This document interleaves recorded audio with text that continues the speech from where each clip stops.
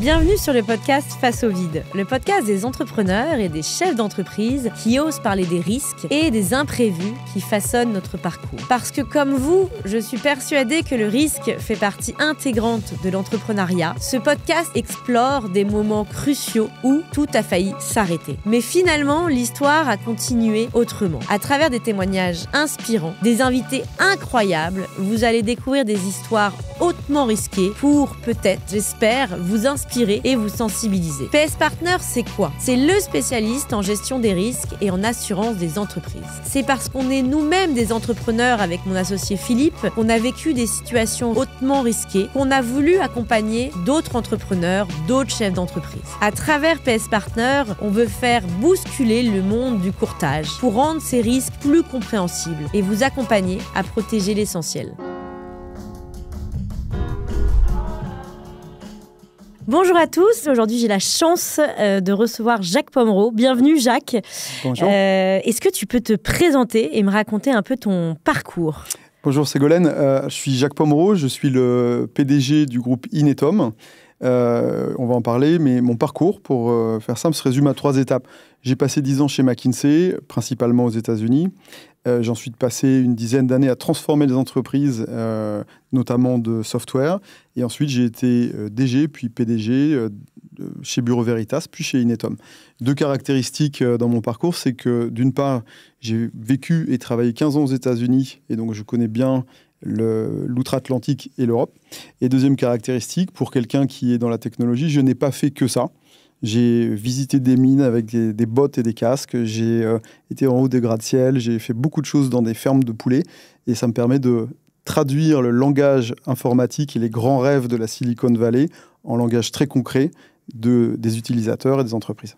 Et quand tu dis que tu as visité, tu as fait toutes ces choses-là, c'était à quel moment dans ta carrière ? Quand j'étais chez Bureau Veritas, mais j'ai aussi fait d'autres choses bien avant. McKinsey m'a permis de travailler dans le secteur financier, dans la logistique, beaucoup de choses passionnantes. Qu'est-ce qui t'a amené chez Inetom ? Tu as rejoint il y a 2-3 ans. Il y a 2 ans, c'est ça. 2 ans, ouais. Alors Inetom a une particularité, c'est que c'est une entreprise sous LBO, Leverage Buyout, donc Private Equity pour tes auditeurs. Et donc il s'agit de faire une transformation d'entreprise rapide. Et moi, l'impact, la transformation, ça me parle. Et le LBO, il a été fait quand ? En 2022. Donc toi, tu as rejoint pile au moment du LBO, en fait, juste après le LBO. C'est ça. Donc du coup, tu as quitté Bureau Veritas pour rejoindre le groupe Inetom. Trop bien. Et en 3 chiffres, Inetom, et qu'est-ce que fait Inetom pour ceux qui ne connaissent pas ? Inetom, c'est une entreprise de services numériques, une ESN.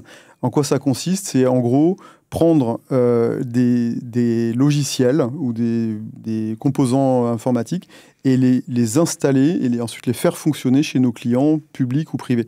Parce que le monde de l'informatique d'entreprise, c'est plus compliqué que d'acheter un jeu au magasin sur sa PlayStation, le mettre et puis ça y est, ça marche. En fait, un logiciel d'entreprise, ça se paramètre, ça se connecte à tous les autres logiciels existants, ça remplace une vieille version et puis ça vit en permanence. Il faut le customiser, l'améliorer, faire des changements de version. Et ça, c'est la partie logicielle qu'on utilise pour la vente, pour la comptabilité, pour la paye, etc. Et on fait la même chose pour ce qu'on appelle l'infrastructure, c'est-à-dire les machines sur lesquelles ça tourne, qui sont soit dans le cloud, soit dans des centres de données. Donc ça, c'est notre métier. En gros, on est une entreprise de services numériques. Et 3 chiffres, Inetom, c'est 19 pays, 28 000 consultants et développeurs, et 2 ans de transformation pour l'instant. Trop bien. Et alors, du coup, ça a été créé quand, Inetom ? Inetom, c'est une entreprise qui a une certaine existence, qui s'appelait GFI précédemment, avant 2020, et qui a été créée dans les années 70-80. Ok, et ça fait 2 milliards... 2 milliards et demi de chiffre d'affaires. Alors moi, ça m'impressionne toujours parce que tu parles de 2 milliards, 28 000 collaborateurs. Alors moi, j'ai géré 70 collaborateurs, ça me paraissait déjà extrêmement compliqué. Comment on est serein c'est quand même énorme. Est-ce que tu as pour nos éditeurs qui nous écoutent, qui sont parfois des entrepreneurs, des chefs d'entreprise, c'est quoi un peu, comment on gère 28 000 collaborateurs dans le monde entier, dans 19 pays ? Ça commence par avoir une très bonne équipe. Pour être serein dans un rôle comme celui-ci, il faut être bien entouré de gens qui sont les meilleurs dans leur domaine et à qui on fait confiance et qui comprennent ce qu'on attend, qui comprennent la stratégie, qui participent et ensuite qui sont quasi autonomes. Ça, c'est le premier point. Deuxièmement, il y a un sujet quand on est patron d'une entreprise de cette taille qui est ce que j'appelle le leadership à l'échelle. Et pour illustrer, je prends une métaphore, c'est un peu comme la Tour Eiffel. Okay. La Tour Eiffel, quand elle scintille à 22 heures, il y a tout Paris qui la voit. Les gens à Meudon, les gens au-delà de Paris, on la voit de très loin. Et on voit le rayon laser qui tourne. Par contre, du haut de la Tour Eiffel, on ne voit pas tout le monde. C'est trop loin, etc. Et ce que je veux dire avec cette métaphore, c'est que le rôle du dirigeant dans cette situation, c'est d'être le point fixe, de scintiller, c'est-à-dire d'indiquer le cap, la stratégie. Tout le monde voit et observe les paroles du dirigeant. Et en plus, le dirigeant est muni d'un rayon laser qui ne peut pas être partout à la fois, mais qui doit se fixer sur les sujets les plus importants de l'entreprise pour les éclairer le temps nécessaire.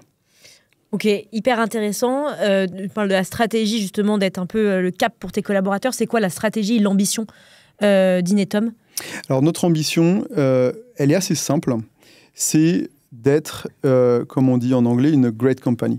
On veut simplement être une entreprise qui se distingue des autres de notre secteur par plusieurs aspects. Premièrement, sa culture. On a beaucoup travaillé sur la raison d'être de l'entreprise, les traits culturels. Par exemple, on a plus des valeurs. Oui, on s'aide les uns les autres, c'est une de nos valeurs. On cherche l'impact, c'est une de nos valeurs. Donc on a énormément travaillé sur cet ADN commun qui fait que quelqu'un qui viendrait d'un de nos concurrents se dirait « Tiens, c'est différent ici ». Donc la culture est un sujet important. Une great company, c'est une entreprise qui sait faire quelque chose de différent pour ses clients, donc qui est connue pour quelque chose. Nous, en l'occurrence, c'est assez clair. On est un des leaders en Espagne, on est numéro 2 au Portugal, on est numéro 2 en Belgique. Et sur certains métiers, certaines solutions, notre ambition, c'est d'être dans le top 5 européen. En taille, en réputation, en nombre d'affaires traitées et en excellence de nos projets. Donc on a des points business, on va dire, qu'on cherche à développer. Et on veut être une entreprise qui est connue aussi pour sa performance financière. Mais la somme de tout ça, en fait, si on est une great company, il en découle plein de bonnes choses. Il en découle de la croissance, il en découle des embauches, des opportunités de carrière, des projets de plus en plus intéressants, de plus en plus gros. Et tout ça, à la fin, ça fait que l'entreprise vaut plus cher en soi. Mais si tu veux, la performance financière n'est pas une fin en soi, c'est une conséquence de viser à être une great company. Et c'est quoi ton ambition personnelle au sein d'Inetum ? Tu les as rejoints justement après le LBO, pendant le LBO. Ouais. Moi, mon ambition, je suis quelqu'un qui fonctionne à l'impact. Okay. S'il s'agit de faire tourner une usine de façon fiable et solide, il y a certains profils à qui ça correspond. Moi, c'est pas ça qui me fait lever le matin. Moi, ce que j'aime, c'est monter l'usine, en fait. Trouver les premiers contrats et la faire accélérer. Et donc, c'est l'impact. Donc mon ambition, c'est de faire d'Inetum, qui était quand je suis arrivé une entreprise solide, de bonne réputation, aimée de ses clients, mais pas encore connue pour quelque chose de particulier, en faire une entreprise où on se dit ça, c'est une great company. Mais du coup, c'est possible d'avoir de l'impact quand on est CEO d'une boîte de 2 milliards. Moi, ça me paraît... Comment tu mesures l'impact que tu peux avoir, par exemple, depuis 2 ans au sein d'Inetum ? C'est tout à fait possible d'avoir de l'impact. Je te donne quelques exemples.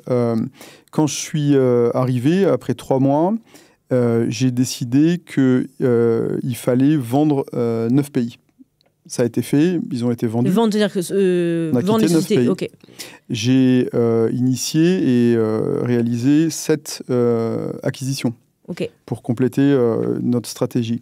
C'est toi qui rencontrais les vendeurs j'ai des équipes pour ça. Ouais, on a aussi décidé de réorganiser le groupe pour sous-tendre la stratégie, donc donner de la masse critique sur certains business qu'on voulait vraiment développer, etc. Donc cette réorganisation, elle est faite. Elle a donné lieu à la naissance de 3 divisions qui n'existaient pas avant. Donc c'est pour donner des exemples, on va dire, au niveau de l'entreprise, mais au niveau plus humain, plus tangible. Il y a des choses dont je suis très fier. Par exemple, on a introduit le fait de permettre à chacun de passer une journée par an sur la cause qui lui plaît. Donc, trop bien. organisation caritative, sans que ce soit la direction générale qui décide. Chacun fait ce qu'il veut. Donc, si j'ai envie de faire une journée avec les petits frères des pauvres... Tout ce qu'ils veulent. Tous les collaborateurs. Donc, les 28 000 collaborateurs. Voilà, c'est beaucoup d'argent en un sens et de temps. Mais pour nous, c'est important de passer ce message et aussi de le mettre dans la culture que l'objectif d'une grosse entreprise, c'est aussi de contribuer aux écosystèmes dans lesquels on vit et ça inclut faire des choses bien. Donc moi, par exemple, j'aime bien faire les banques alimentaires, la collecte, mais chacun peut faire ce qu'il veut. Tu n'as pas imposé de trois... Exactement. C'est pas le fait du prince, c'est décentralisé, chacun est autonome, chacun est responsable. Ça te donne quelques exemples, mais il y a vraiment, dans un rôle comme le mien, moyen d'avoir beaucoup d'impact très vite. Et tu donnes le cap par des grandes décisions qui peuvent effectivement transformer l'entreprise, comme des rachats, des reventes, etc. C'est ça. Et dans tout ton parcours, tu as dû... sur le podcast, on parle beaucoup de situations risquées. Est-ce que tu as vécu, je suppose que oui, des situations risquées et est-ce que tu pourrais me dire celles qui t'ont le plus marqué, pas forcément chez Netom ou pas, mais dans ton parcours professionnel? Ah, il y en a eu beaucoup. Alors, il y en a eu des exotiques. Pendant 4 ans, j'ai eu la chance de diriger une grosse division qui incluait une trentaine de pays en Afrique. Okay. Et donc, sans citer de pays en particulier, mais on a eu la femme d'un dirigeant d'un des pays qui a été prise en otage, parce que le dirigeant était le seul à avoir les codes de la banque pour faire des virements de cash. Le dirigeant du pays. Le dirigeant du pays pour faire des virements de cash. J'ai eu la situation d'un dirigeant mis en prison abusivement suite à un changement de gouvernement. J'ai eu la situation de devoir décider une évacuation ou pas armée quand une de mes équipes avait une colonne djihadiste qui s'en rapprochait à quelques heures. Donc, plein de situations comme ça qui sont parfois difficiles. Et bien sûr, sur des métiers très terrain, hélas, même si la sécurité est un absolu, on fait toujours très attention, ça arrive qu'on ait des accidents, des gens qui se blessent, etc. Et donc, le risque est... On ne s'en rend pas compte, en fait, mais dans nos vies de bureau, mais en fait, le risque est présent partout, en fait. Et comment tu gères, une prise d'otage, un de tes dirigeants qui va en prison, comment tu gères ça? C'est qui la première personne que tu appelles? Ça doit être quand même assez stressant. En fait, pour tous ces trucs-là, c'est comme pour tout avec les risques, il y a des dispositifs qui existent, et moins on improvise, mieux c'est. Ok. Donc anticiper. Ça s'applique aux cyberattaques, ça s'applique aux risques de nature politique, ça s'applique aux risques, tous les risques possibles, contractuels. Plus un risque est identifié tôt, anticipé, préparé, plus on sait comment réagir quand il se matérialise. Et on espère qu'il se matérialise jamais. Ok, donc pour toi, la clé, c'est l'anticipation. Et est-ce que tu penses que... Typiquement, quand tu as une prise d'otage dans ces sujets-là, est-ce que tu penses quoi de la communication interne et externe? Est-ce que c'est des choses que tu as fait? La gestion de crise, notamment en termes de communication, c'est très important. Dans certains risques et crises, typiquement. Absolument. Une cyber. Une cyberattaque ou peu importe. Le sujet, c'est bien sûr d'avoir des dispositifs. Alors, quand on est une grande entreprise, on peut se permettre d'avoir des dispositifs de veille, des conseils, des experts. On a des experts qu'on peut appeler, on a un réseau qu'on peut appeler, on peut faire appel à la diplomatie ou à beaucoup de choses. Mais quelle que soit la taille de son entreprise, y avoir pensé à l'avance et se dire voilà ce que je fais si jamais, avoir une procédure, un protocole, par exemple en cas de cyberattaque, ça gagne beaucoup de temps et d'argent in fine, en fait. Ok, je pense que c'est hyper intéressant parce que beaucoup d'entrepreneurs sont dans l'intuition, vivent un petit peu au jour le jour. Et je pense qu'effectivement, on a toujours l'impression que ça arrive qu'aux autres, mais qu'il faut, en fait, mine de rien, plus on anticipe, plus effectivement une crise peut être mieux, exactement. Mieux gérée, quoi. Après, il faut se dire, quand on est entrepreneur, chef d'entreprise, que c'est comme être le maire d'une ville. Moi, je suis le maire d'une ville de près de 30 000 habitants, mais quelqu'un qui nous écoute, qui dirige une entreprise de 500, c'est comme être le maire d'un village de 500. Et dans une ville, il y a des incendies, il y a des accidents de la route, il y a Il y a parfois des problèmes de financement, il y a des gens très bien aussi, il y a une école, il y a des nouveaux étudiants. Et imaginer ce rôle, c'est imaginer en fait une communauté humaine où il se passe du bien, du moins bien, et à chaque fois, il faut anticiper. Hyper intéressant. C'est quoi pour toi la crise ou le risque aurait pu avoir ou qui a eu le plus gros impact sur le business des boîtes que tu... C'est une cyberattaque. Ok. J'ai vécu et vu beaucoup de risques, mais le plus matériel que j'ai eu à connaître, c'était une cyberattaque qui... Même avant la prise d'otage, tu le mets vraiment... Oui, parce qu'en fait, une prise d'otage, c'est un risque humain important, mais d'un point de vue entreprise... Ouais. Oui, c'est vrai que sur le business... C'est différent. En revanche, une cyberattaque, quand... nous, on a eu de la chance quand ça m'est arrivé, c'était pas le type le plus catastrophique possible, mais il y a des cyberattaques absolument catastrophiques où tu n'as plus accès à aucun système et on n'imagine pas ce que ça veut dire. C'est-à-dire les téléphones ne marchent plus non plus. Il n'y a plus rien qui marche, ni téléphone, ni ordinateur, ni aucun système. Tu peux plus travailler en fait. Et quand tu parlais d'un entrepreneur qui dit bon, je vais improviser. Première question, comment tu te coordonnes avec ta propre équipe si tu n'as plus de téléphone? Et tu peux nous raconter la cyberattaque, un peu comment ça s'est passé Alors, c'est une cyberattaque qui, en un sens, qui a été décelée très tôt. Ok. Parce que vous aviez fait de la veille, vous aviez des experts. On a des systèmes de protection, on va dire, et qui nous a permis, dès l'intrusion, de tout bloquer. Okay. Il y a eu zéro fuite de données, ni interne, ni des clients, etc. En revanche, pour en être sûr, ce qui est la bonne pratique, on a dû fermer les systèmes. Le temps de les auditer un par un et de réouvrir serveur par serveur, ordinateur par ordinateur. Pour limiter l'impact, en fait. Pour vérifier qu'il n'y avait pas de virus dedans. Et donc l'impact n'a pas été tellement l'attaque en elle-même, puisqu'il n'y a rien qui est sorti, il n'y a pas eu de rançon de payer, il n'y a rien eu. L'impact a été de devoir éteindre et redémarrer une entreprise. Et redémarrer une entreprise quand elle est éteinte, c'est beaucoup plus compliqué qu'à rallumer un interrupteur de lumière. Ça se fait, c'est long. C'est long parce qu'en plus, on a tout le monde qui appelle, les clients appellent, les autorités appellent, on veut savoir ce qu'il en est. Donc c'est là encore quelque chose qui se planifie. Et c'est quoi le conseil que tu donnerais je pense que à des chefs d'entreprise, d'entrepreneurs qui t'écoutent, qui t'a le plus servi, ou en tout cas ce que tu trouves que tu as le mieux fait pour gérer, même si ce n'est pas toi et tes équipes, mais pour finalement limiter la casse d'une cyberattaque, notamment sur les clients, sur tout ce qui est risque réputationnel. Je retiendrai deux conseils. Un qui m'a beaucoup marqué, moi qui suis un homme d'action et qui aime aller vite, c'est il est urgent de dormir dessus. Okay. C'est-à-dire, quand ça a éclaté, au lieu de se paniquer, on a laissé le temps de comprendre vraiment ce qui se passait pour ne pas faire de bêtises dans notre réaction. Ouais. Et donc, pour moi, ce conseil est très important parce que, surtout quand on est entrepreneur, qu'on aime l'action, parfois c'est la mauvaise chose que de se jeter directement à corps perdu. C'est un peu comme contrebraquer quand on a une crainte d'accident. On peut sortir de route. Le deuxième conseil, ça a été d'être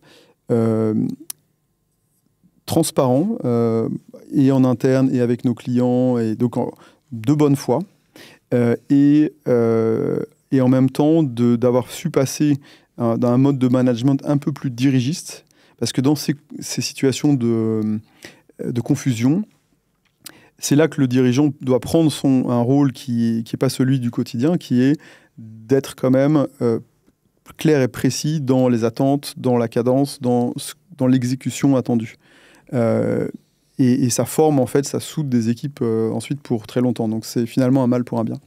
Et quand tu dis effectivement il ne faut pas aller trop vite, parce que ce que tu veux dire par là, c'est vrai que typiquement on a tendance dans l'entrepreneuriat de foncer, et donc en fait il y a des dégâts qu'on pense qui ont lieu, qui n'ont pas eu lieu, alors qu'on va communiquer dessus, alors que par exemple. Ça, c'est effectivement prendre le temps de se poser, voir l'ampleur de la crise avant de mener des actions qui pourraient être en fait pas les bonnes, parce que ça dépend. Par exemple, ou tu peux te dire par exemple, tu as un ransomware, on t'envoie un lien, voilà, tu as plusieurs options.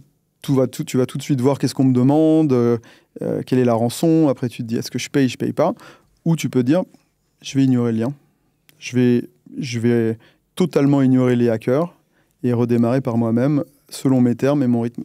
C'est deux approches totalement différentes. Une troisième, c'est je vais faire appel à des négociateurs, je vais faire appel à mon assureur. Donc, ces choses-là ne se décident pas dans la précipitation. Il faut savoir se calmer et prendre la bonne décision pour son entreprise. C'est qui la première personne que tu as appelée quand tu as eu conscience de la cyberattaque ? C'est moi qui ai été appelé, surtout, parce que c'est l'équipe informatique qui l'a détecté. Ça arrive régulièrement, d'ailleurs, qu'on ait des vulnérabilités comme toutes les entreprises. Et donc, la surprise du dimanche matin n'était pas très agréable. Mais bon, c'est la vie d'un dirigeant.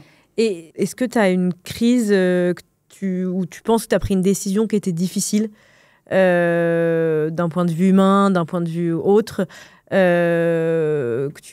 aujourd'hui, avec le recul, où tu penses que c'était la bonne décision ou pas forcément la bonne décision, mais est-ce qu'il y en a une que tu as trouvée extrêmement difficile à prendre ? En fait, pas tant que ça, parce que j'ai à la fois un compas moral et j'ai ce que j'appelle des absolus. C'est-à-dire, pour moi, les absolus, c'est des principes où il n'y a pas de zone grise. C'est noir ou blanc. Par exemple, l'éthique, pour moi, il n'y a pas de zone grise. On fait quelque chose d'éthique, légal ou pas. La transparence financière, il n'y a pas de zone grise. Pour moi, toujours, tout est rubis sur l'ongle, sincère, dans tous les domaines de ma vie financier. La sécurité, et dans mon domaine maintenant, la cybersécurité, c'est aussi un absolu. Il n'y a pas de demi-mesure de sécurité ou de cybersécurité, c'est tout ou rien. Donc quand on a des principes forts comme ça, une crise, quand elle arrive, on la juge souvent en fonction de principes. Il y a toujours... on n'a pas tout à fait appliqué la procédure, on n'a pas tout à fait appliqué les règles comptables. Pour moi, c'est clair, il n'y a pas de demi-mesure. C'est sanction, ou c'est la bonne chose à faire, c'est ça, parce que je suis ce compas moral. Ok, donc toi, tu suis toujours tes valeurs, transparence, éthique, etc. Toujours. Ce qui te permet de prendre des décisions plus ou moins difficiles, mais tu sais que c'est dans tes valeurs, donc tu les prends. Exactement. Et parfois, ça me coûte des millions d'euros de prendre ces décisions, parfois. Est-ce que tu as appris, je suppose, que tu as appris en termes de gestion de risque et de résilience que tu pourrais transmettre aux auditeurs ? Alors, quand on est une grande entreprise, on a ce qu'on appelle un comité d'audit et des risques. Et dans ce contexte-là, on fait 1 à 2 fois par an ce qu'on appelle une cartographie des risques. Okay. C'est-à-dire qu'on a toute une liste, une quarantaine de risques possibles qui vont du risque géopolitique au risque de change, au risque de cyberattaque, etc. Et on se pose la question collectivement avec l'entreprise et les auditeurs de où est-ce que ces risques sont positionnés pour ma boîte selon une matrice de impact faible ou fort, et probabilité d'occurrence faible ou forte.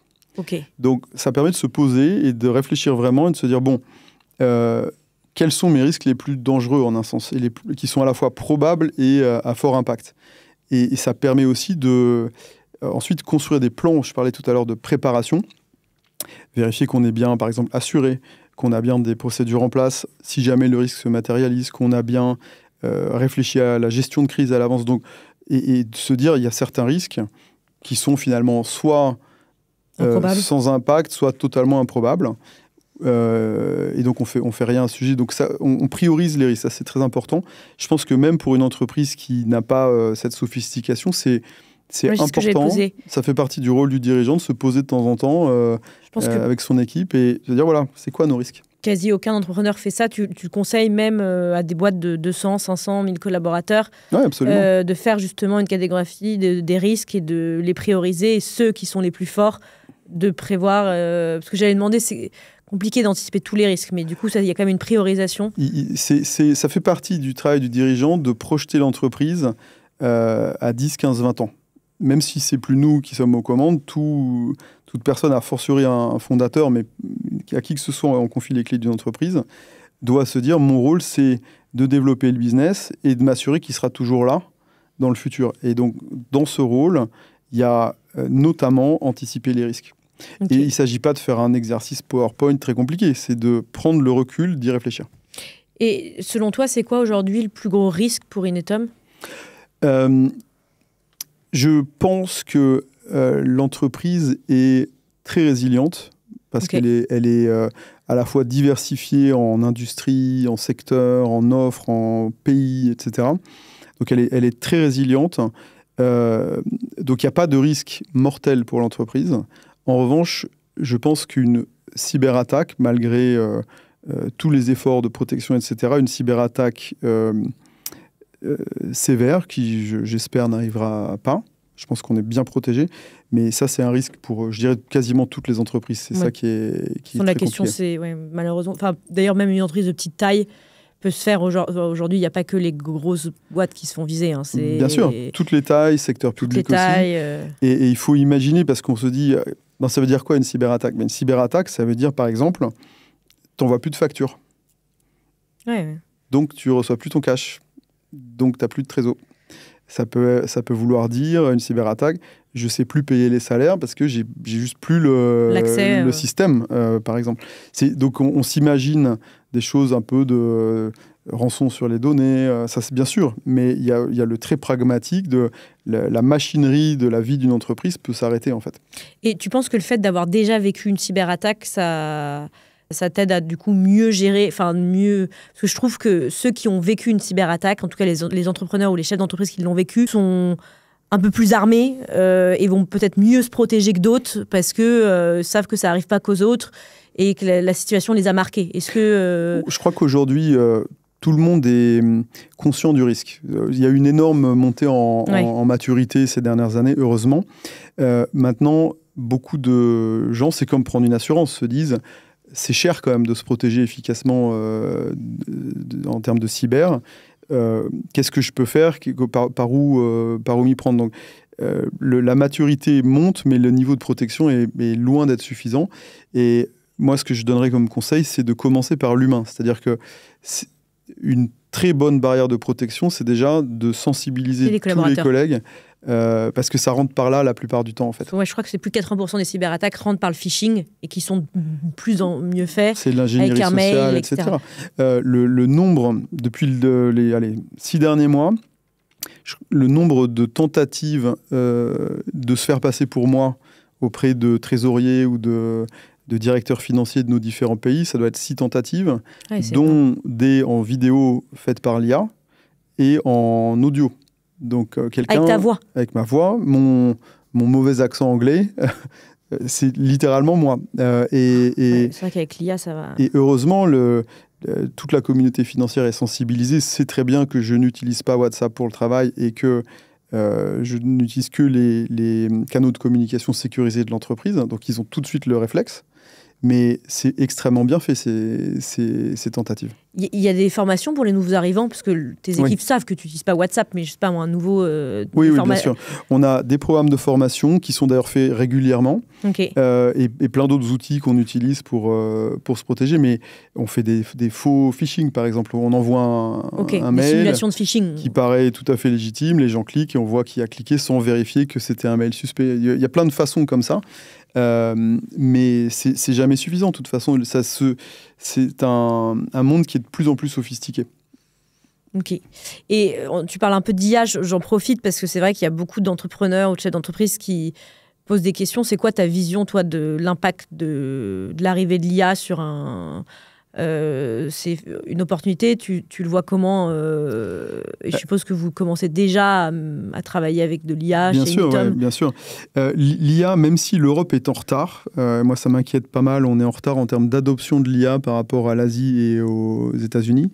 Donc on est pour l'instant pas, on s'approprie pas les gains de productivité que ça permet, mais c'est assez massif. Et on sait qu'il y a des cas d'usage où il n'y a aucun doute, ça va être massif dans, par exemple, tout ce qui est lié à la relation client. Donc la vente, le service après-vente, tout ce qui est ce métier, on va dire, commercial ou post-commercial, ça c'est un énorme cas d'usage qui marche très bien. On peut vendre plus et mieux avec ça. Okay. On peut...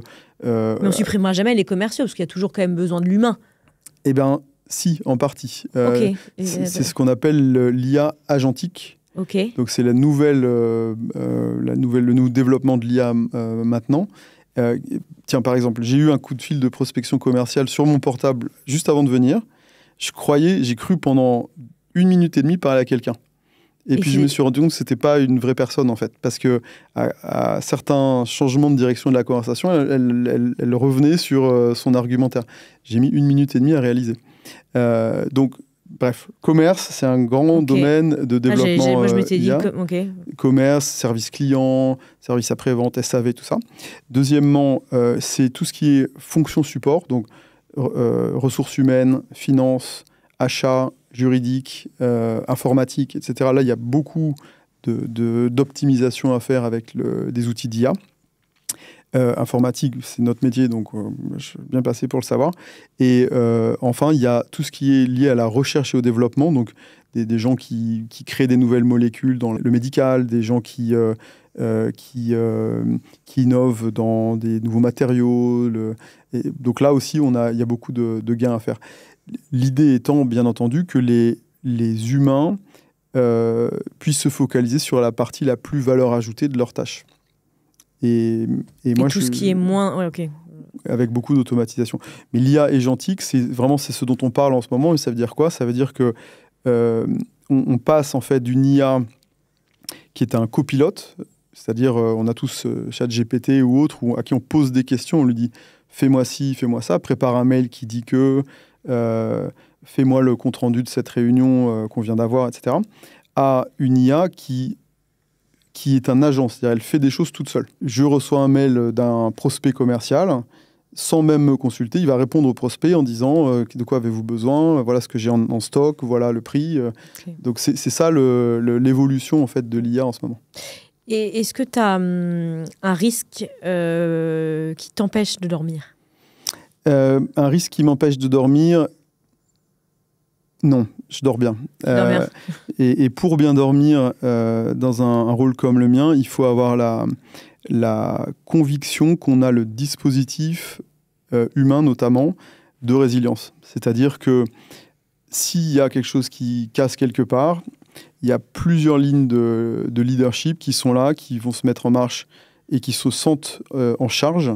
Donc moi, j'ai des patrons de pays, j'ai des patrons d'agences, j'ai des patrons de business qui sont tous très bons et je leur fais confiance. Donc, c'est ça qui permet de se dire on n'a pas finalement besoin de moi pour des décisions liées à des risques. Bien sûr, je suis informé, bien sûr, je prends des décisions si nécessaire, mais le dispositif est là.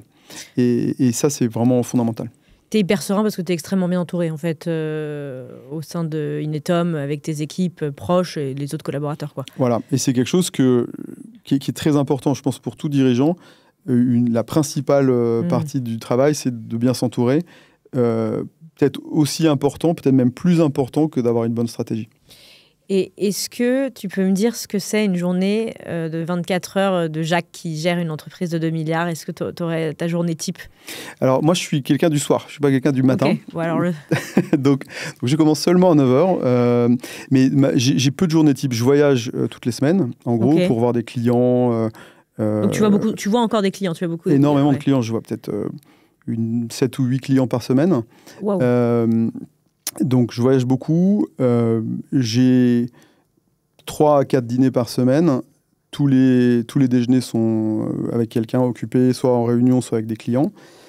Après, j'ai donc une série de meetings. Je vis par un grand principe qui est, dans mon rôle, la chose la plus précieuse pour se sentir bien et avoir de l'impact, c'est d'être le maître du temps. C'est-à-dire que je ne suis jamais convoqué à aucun meeting par qui que ce soit. C'est moi qui convoque les meetings, qui provoque les demandes de rencontres avec des clients, avec mon équipe. Donc, je ne subis pas mon planning. Et la conséquence, c'est que quand quelqu'un est en réunion avec moi, il a mon attention et il sait que je suis là parce que je l'ai choisi. Donc, tous les meetings apportent toutes les réunions apportent de la valeur. Et donc, c'est un mélange de revue de certains business. Rappelle-toi le rayon de la Tour Eiffel. C'est un quart de mes réunions, le rayon est fixé sur ce sujet aujourd'hui parce que c'est un sujet de CEO. C'est un sujet où on a besoin de ma réflexion ou de mes décisions, donc je passe du temps là. Un quart, donc c'est à peu près ses clients et autres, clients, image de l'entreprise, communication externe dans les médias, etc.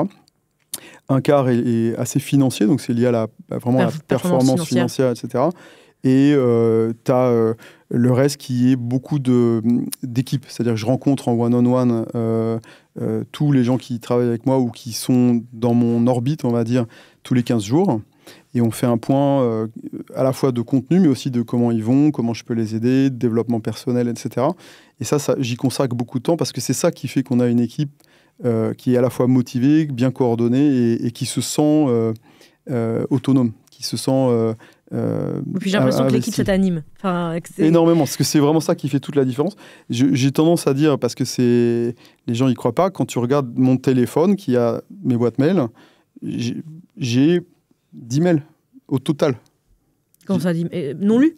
Non, dans ma boîte mail, il y a 10 mails. C'est-à-dire que tous les restes ont été traités? Voilà, ou j'en reçois peu. Ok. Et ça, c'est pour moi aussi un des sujets importants. Je passe pas de temps vraiment sur les emails, etc. Et après, ensuite, quand et ma journée pour répondre à ta question, il y a le dîner, etc. Et ça finit assez tard dans la nuit. Ok. Et tu dirais quoi au Jacques d'il y a 20 ans? Tu le croisais? Je lui dirais, je l'encouragerais à avoir fait ce qu'il a fait, c'est-à-dire s'être ouvert l'esprit en faisant du conseil d'abord. Parce que c'est une formidable école, en fait. Ça permet de plein d'entreprises, plein de cultures, plein de sujets, plein de... situations différentes. Ouais, exactement. Ça, c'est fascinant. Et ça apprend à être pertinent très vite. Il faut avoir un point de vue, parce que les clients ne payent pas quelqu'un qui apprend. Donc c'est une énorme épaule de synthèse. Ouais, exactement. Donc, je pense que ça... je lui donnerais pas de conseils de carrière différents. Non, je lui dirais peut-être de persévérer dans son apprentissage du chinois et de l'espagnol plutôt que de laisser tomber, mais c'est tout. Tu parles chinois? J'ai tout oublié. Ok. Et est-ce que tu as on est bientôt à la fin, un dernier message pour les entrepreneurs et chefs d'entreprise qui nous écoutent, qui peuvent se retrouver sur des situations risquées, sur le fil? Est-ce que tu as conseils ou messages que tu pourrais leur faire passer? De se rappeler que à la fin de la fin, ce qui compte, c'est la santé, c'est ses proches, c'est sa famille. Et tout ça n'est que du travail. Et pouvoir prendre le recul, de se rappeler qu'on est tous des humains, qu'il n'y a rien de plus important que ça, et que sa famille, que les gens qu'on aime et sa propre santé, ça met la bonne distance vis-à-vis de tout problème, en fait. Ça permet de relativiser. Exactement. Et est-ce que tu peux nommer un prochain invité qui a été face à une situation risquée qui serait intéressant d'interviewer? Ah oui, je te conseillerais d'inviter Karine Havas, qui est que je connais bien, qui est la directrice financière de Bureau Veritas pour la France, qui a eu toute une première partie de sa carrière comme capitaine de l'équipe de France de volleyball, hyper intéressant. Dont Jeux Olympiques, etc. Et qui ensuite s'est lancé dans la finance et à ce titre gère aussi des programmes d'assurance et de risque. C'est quelqu'un de très sympa et de fascinant. Ok. J'ai une dernière question parce que j'ai l'impression que t'es quand même très visionnaire. Moi, je trouve ça hyper inspirant. Est-ce que tu te formes, est-ce que tu continues à te former? Est-ce qu'il y a des tips que tu pourrais donner à des entrepreneurs ou des chefs d'entreprise qui te suivent? Je sais pas, un média que tu regardes tous les matins, un livre. Est-ce que tu as des... Ouais, alors je lis beaucoup en fait, en plus. Okay. Et il y a un livre qui m'a beaucoup fait réfléchir. Je connais pas sa traduction française. Ça s'appelle Chasing Daylight et c'est l'histoire du DG de KPMG, je crois, aux États-Unis il y a quelques années, qui est diagnostiqué avec un cancer du cerveau terminal. Et qui a mon âge, etc. Et c'est son journal. Et il explique comment il passe de façon radicale dans sa tête de homme d'action, client, réussite financière, etc., New York, quoi, à la fin de sa vie en quelques mois. Et ça m'a beaucoup marqué parce que ça permet de comprendre en fait la futilité de certaines choses, ce qui compte vraiment, et de se retrouver soi, en fait, et d'aborder la solitude finale. Donc, ce livre m'a beaucoup marqué. De manière plus générale, je pense que c'est très important de continuer à lire, de ne pas être que dans l'immédiateté des réseaux sociaux qui sont une source importante d'informations, mais il faut aussi prendre le recul de réfléchir régulièrement. Ok, et ce que je retiens, c'est peu importe l'entreprise qu'on gère, il faut continuer à avoir aussi des clients. Ça m'a marqué que tu vois encore continuer à avoir des clients, l'équipe, j'ai l'impression. Et toujours rester droit dans ses baskets et ses valeurs, pour toi qui sont l'éthique, la transparence, etc. et qui te permet d'être serein quand tu prends une décision. C'est bien résumé. Merci beaucoup Jacques, c'était passionnant, c'était très inspirant. Merci à tous qui nous ont suivis et puis à la prochaine.